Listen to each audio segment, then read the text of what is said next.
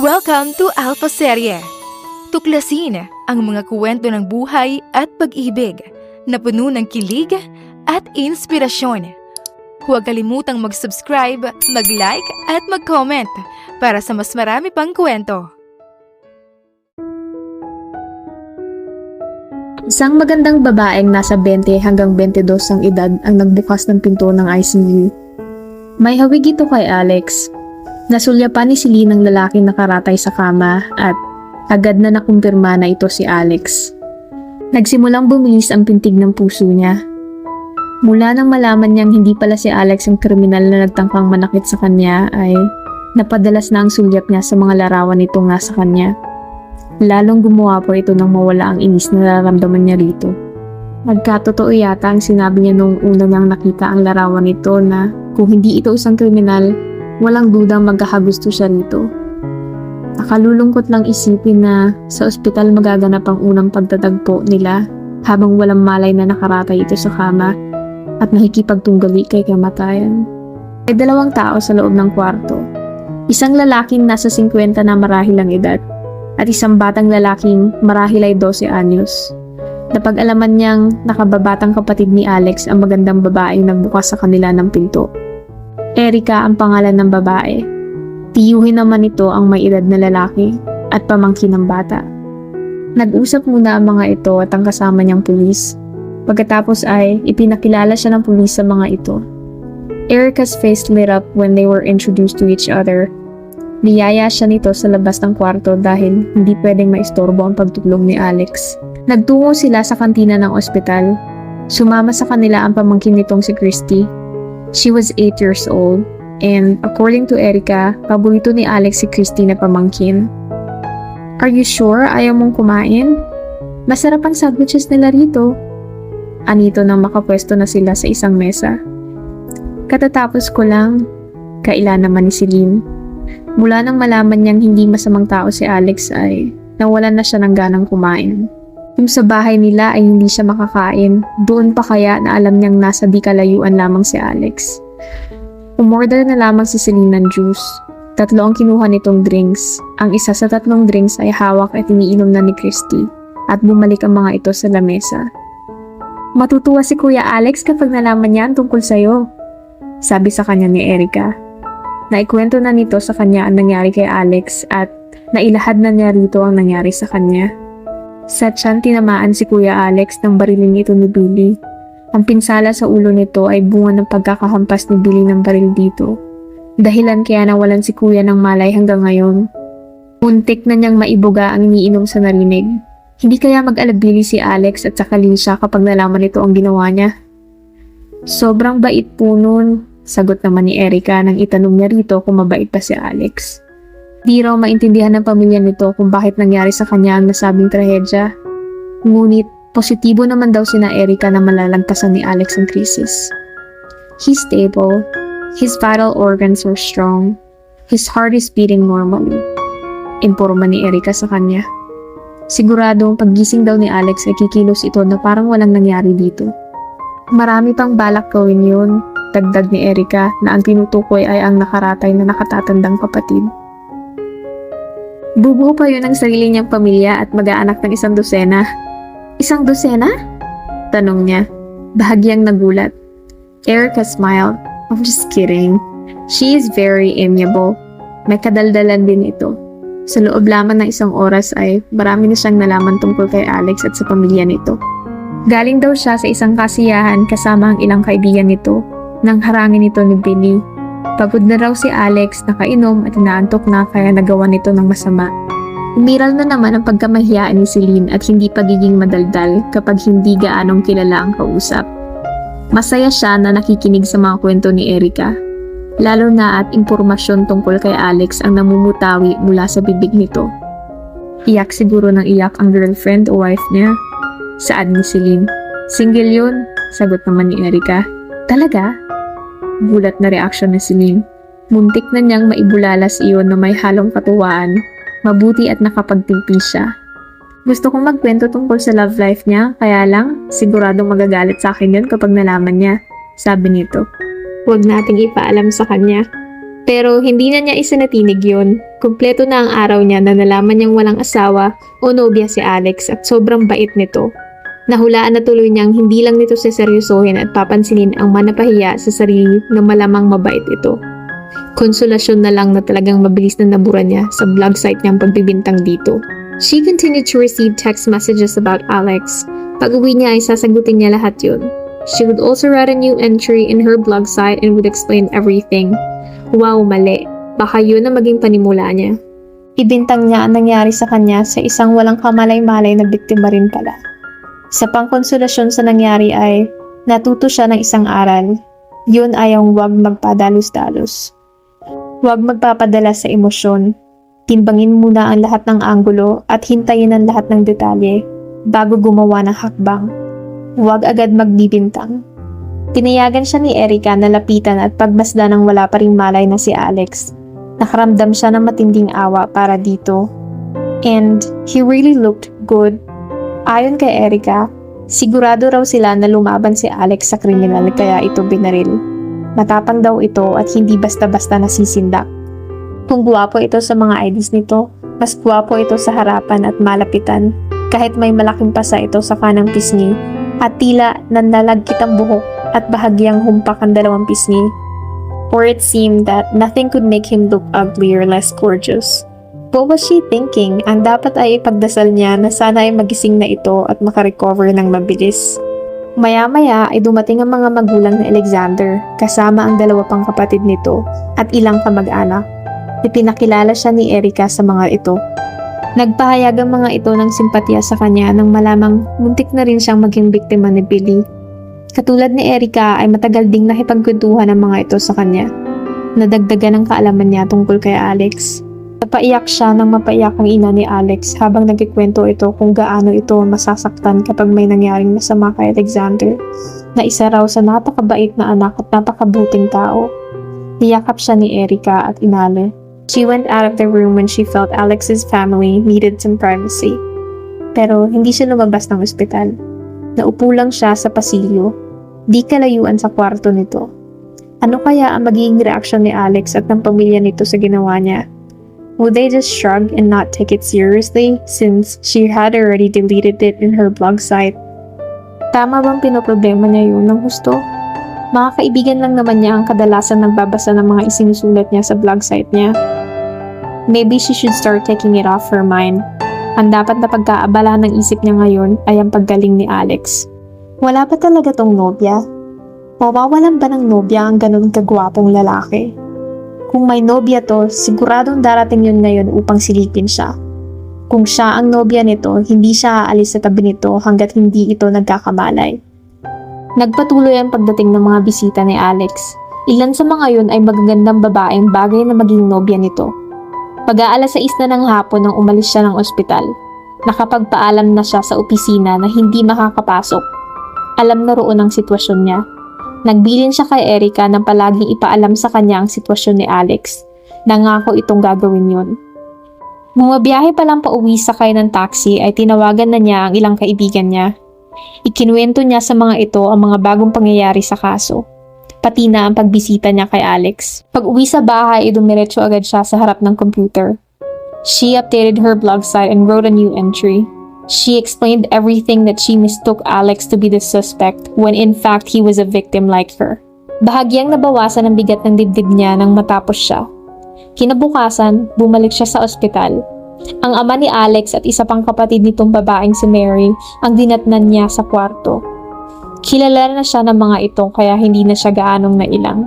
Wala pa ring malay si Alex. Gayunman, positibo ang pamilya nito na magigising ito at bubuti ang kalagayan dahil yun ang sinasabi ng mga doktor. Alex is just in extended sleep, his father told her. And he deserves it, sabi ni Mary. Workaholic kasi yan. Hindi siya pumalya sa pagbisita kay Alex ng sumunod na mga araw. Kilalang kilala na tuloy siya ng maraming kamag-anak at kaibigan nito. Marami sa mga ito ang nakipagkwentuhan sa kanya na parang matagal na siyang kaibigan ng mga ito. Lahat ay interesadong magbahagi ng impormasyon tungkol kay Alex at makinig sa naging karanasan niya sa kriminal na muntik nang kumitil ng buhay nila. Nalaman din niya ng araw na yun na 4 na buwang mahigit na raw ang nakararaan mula na magkahiwalay si Alex at ang nobya nito. Hindi alam ng mga napagtanungan niya kung may nililigawan ito sa kasalukuyan o kung may gumagawa ng paraan upang magkabalikan ito at si Alex. Hindi rin iilan ang pumuri na maganda siya. May isang nagbiro na marahil daw ay nangyari ang insidenteng iyon upang magkakilala sila ni Alex. Ikinatuwa naman niya ng sang-ayunan ito ng iba. Anong malay mo, soulmates pala kayo ni Alex. Biro sa kanya ng isang kamag-anak. May nabasa raw ito minsan sa isang libro na ang dalawang taong para sa isa't isa, sa simula pa lang ng pagkikilala ng mga ito ay pinagtatangkaan ng paghiwalayin. Sila ni Alex, hindi pa sila magkakilala talaga, ay may pwersa ng gusto silang paghiwalayin ng permanente. Matipid nang umiti lang siya. Ang totoo ay gusto niyang yakapin at halikan ng kamag-anak na yun ni Alex. Pinagmasdan niya nang malapitan si Alex. Mas humpak ang mga pisngi nito, pero masarap pa rin pagmasdan ang mukha nito. Mas gumuwapo ito sa paningin niya kaysa nang nagdaang araw. Kung maaari lang ay magbababad uli siya sa kwarto nito. Handa siyang bantayan ito na hindi siya aalis sa tabi nito hanggat hindi ito nagigising. Hindi dahil may kasalanan siya rito, kundi dahil gumagawa na ito ng puwang sa puso niya. What she was starting to feel was flicked. It was weird and frightening. Pwede palang magkapitak sa puso ang isang taong hindi pa naririnig magsalita. Hindi pa nakikitang kumilos at ang isang taong hindi alam kung magigising pa. Pagbalik niya sa trabaho, kinuyog agad siya ng mga kasama niya. Halos sabay-sabay pang nagtanong ang mga ito. Kinumusta ng mga ito ang kalagayan niya bago ipinakwento uli ang nangyari sa kanya. Pinagbigyan niya naman ang mga ito.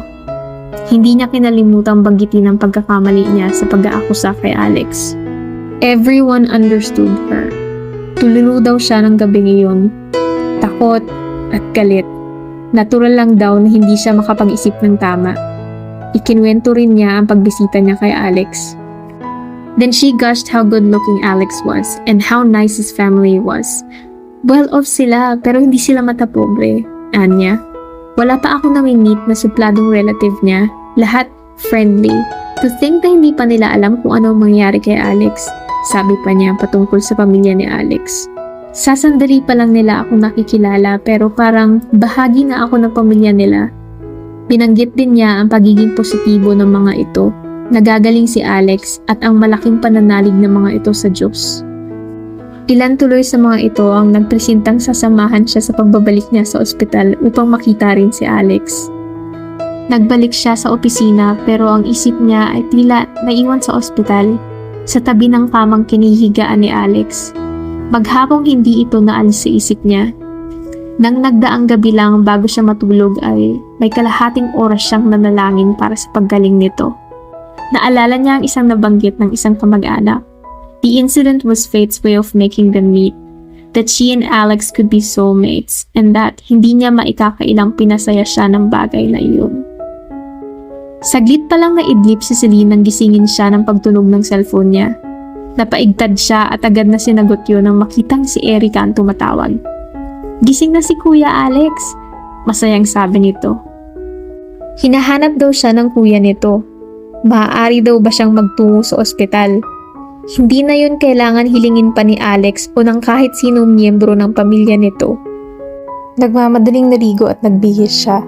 Pagkatapos magpaalam sa kanyang mga magulang, ay agad na umalis siya upang magtungo sa ospital. Napakadilim pa ng mga oras na iyon. Wala siyang nakikitang ibang sasakyan at tao sa paligid. Sa loob ng taxi ay hindi niya na napigilang mapaiyak sa tuwa. Pagdating sa ospital, ay nagtaka siya nang makitang walang tao sa labas. Patakbong pumasok siya sa loob, ngunit wala pa rin siyang makita.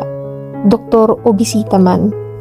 The lobby and the reception area were empty. Even the security guards were missing. Nasa ika-4 na palapag ang silid ni Alex.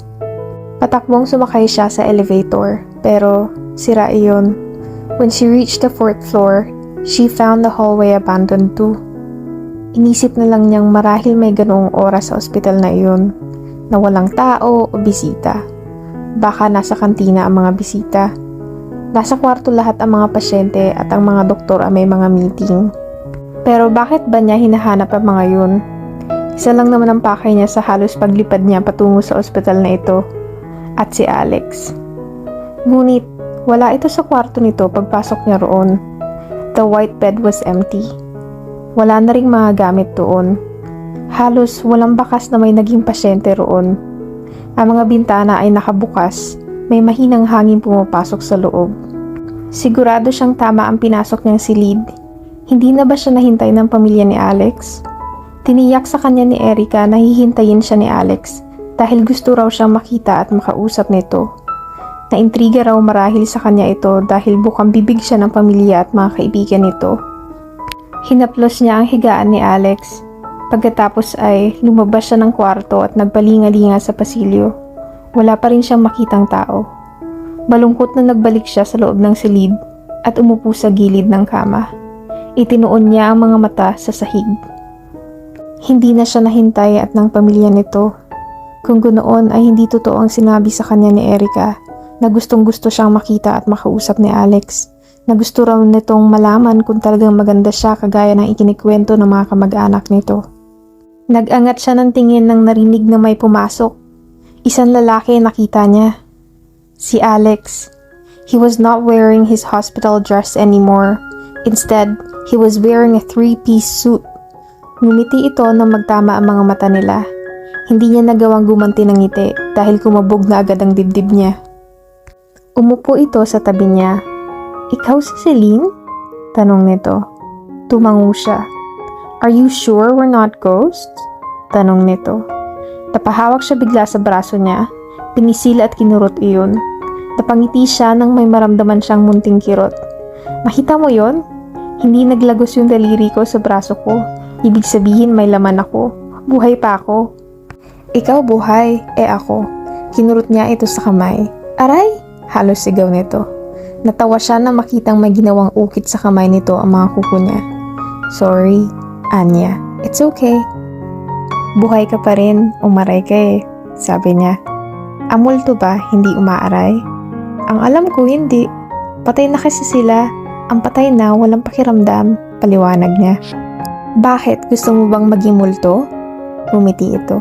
Maputla pa ang kulay nito at namamayat pero walang kasing ganda ang ngiti nito ngayong gising na ito. Nakumpirma niyang ito ang pinakagwapong lalaki nakita niya sa buong buhay niya. "Hindi naman," wika nito. "Hindi lang ako makapaniwalang buhay pa ako. Naramdaman ko ang pagbaon ng bala sa katawan ko at nang hampasin ang ulo ko. Pakiramdam ko, nabasag ang bungo ko. Nang magawa kong idilat uli ang mga mata ko, wala akong makita kundi kadiliman." Hinaplos nito ang bahagi ng kamay nito sa kinurot niya. "Then, nakita ko yung sarili ko sa isang disyerto, kung saan pula ang buhangin at mainit dun sa paa." Pagpapatuloy nito. "Naglalakad-lakad ako, maya-maya, may nakita akong ibang tao, isang babae." Tinitigan siya nito. "Kamukha mo yung babaeng nakita ko. Kaya lang, naglaho siya bigla bago pa ako makalapit sa kanya." Pakiramdam niya ay bahagyan ng laki ang ulo niya sa narinig. Kita ba nila ang isa't isa sa kabilang buhay? "Bakit ako mapupunta ron?" tanong niya. "Hindi ko alam. I was in a near-death experience kaya ako naroon." Yun ang sabi nila, di ba? Pag muntikan ka ng mamatay, napupunta ka sa isang lugar na nasa pagitan ng langit at impyerno. Teka, nag-near-death experience din nga pala ako.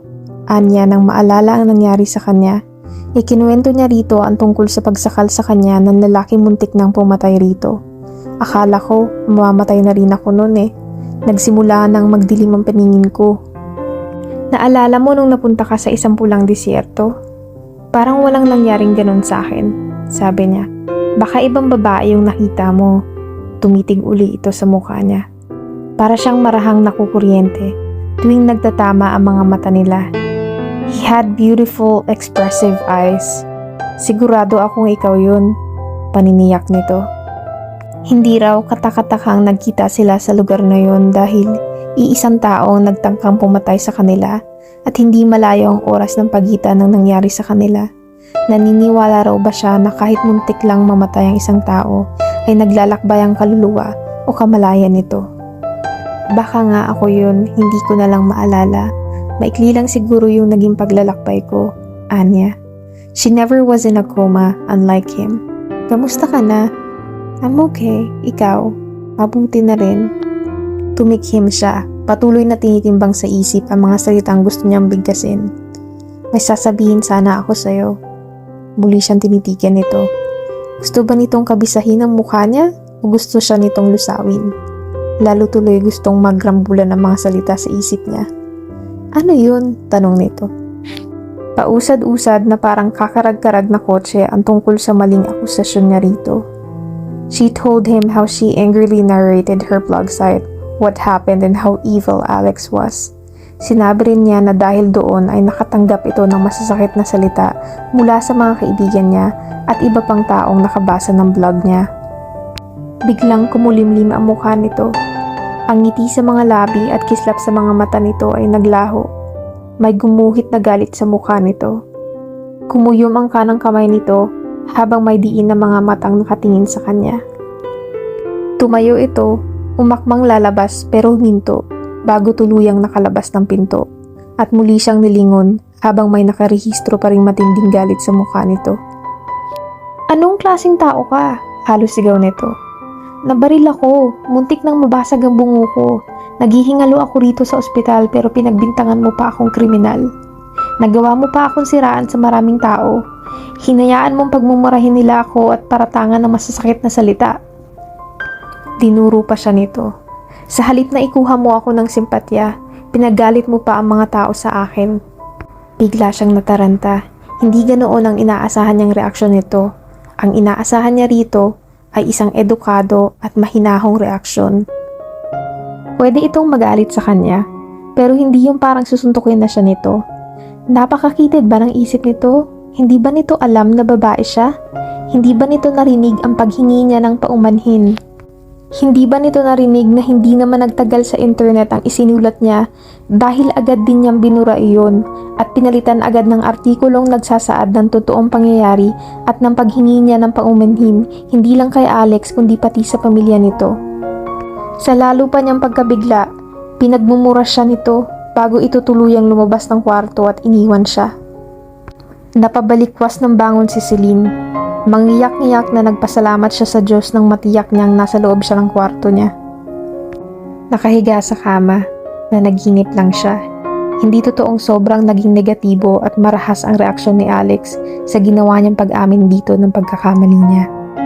Ngunit, paano kung sa totoong buhay ay ganoon ang maging reaksyon nito? Umiling siya, malabong ganoon si Alex. A man with an angelic face like his certainly could not act like a devil. Hindi ba at ilang kamag-anak na nito sa pangunguna ni Erica ang nagsabi sa kanya na napakabait at napakamaginoo nito? Nahiga uli siya. Ngunit wala siyang planong ipagpatuloy ang pagtulog niya sa pangambang baka madugtungan ang panaginip niya at makita niya ang sariling binugbog na ni Alex. Pilit na kinumbinsi lang niya ang sariling kabaliktaran ng napanaginipan niya ang mangyayari sa totoong buhay kapag nagsabi siya kay Alex ng kasalanan niya rito. Tumunog ang cellphone niya. Si Erica ang caller. Gising na si Kuya Alex, pagbabalita nito. Pababakas ang kasiyahan sa tinig.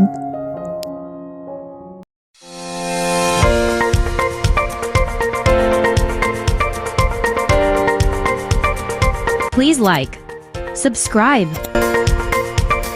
notify,